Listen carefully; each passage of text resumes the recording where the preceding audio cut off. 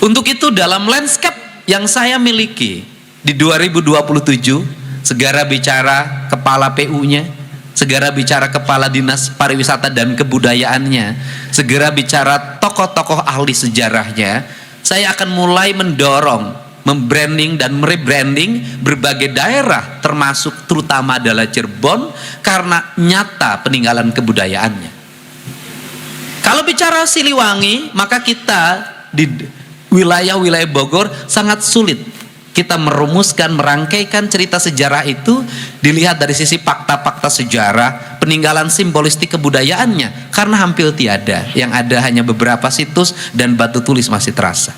Begitu juga Galuh, merangkaikannya agak susah, harus menggunakan rasa sebagai kekuatan untuk membangun antara masa lalu, masa kini dan masa depan. Dalam pandangan saya itu Bihari, Kiwari dan Poeso. Keunggulan dari Cirebon adalah seluruh peninggalannya ada, kasat mata, nyata dan terlihat. Kita masih ada bangunan-bangunan kesultanan dengan para pewarisnya. Dengan satu catatan, hentikan konflik agar kita bisa merajut masa depan. Kita masih ada bahasanya, masih ada tariknya, masih ada makanannya, masih ada nilai ajaran.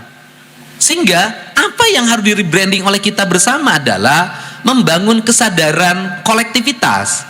Bagaimana menatanya?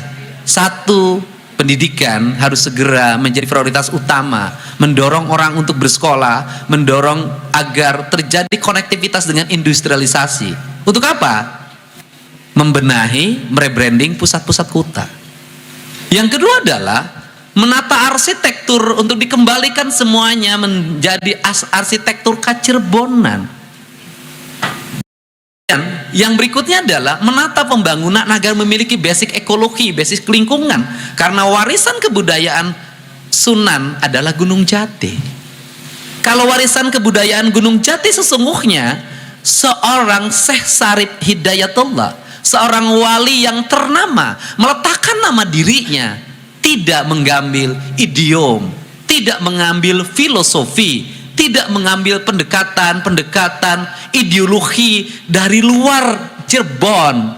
Dia lebih meletakkan nama yang disebut dengan Gunung Jati.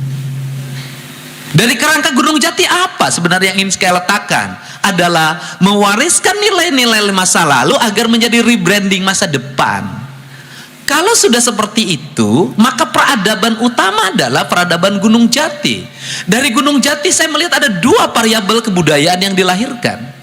Yang pertama adalah peradaban kayu yang melahirkan ukiran, bentuk-bentuk bangunan yang menggunakan jati sebagai sendi utama. Dan lahirlah sebuah arsitektur bangunan khas gaya Kacirebonan, dari mulai masjid, gedung-gedung kantor, menurut saya kantor sekolah dan semuanya harus ditata dalam satu arsitektur yang sama.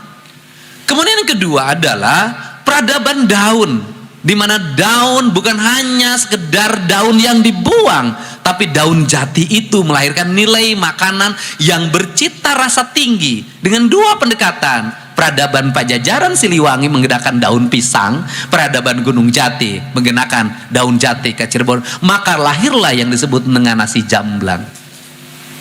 Kekuatan ini akan mampu kita dorong menjadi nilai masa depan, manakala kita secara konsisten membangun kePU-an, keperkiman dan kebudayaan menjadi satu kesatuan. Ditambah apa kelebihan Cirebon adalah perilaku manusianya. Identitas Islam khas Cirebon adalah identitas Islam pluralis. Identitas pluralis ini sangat terbuka.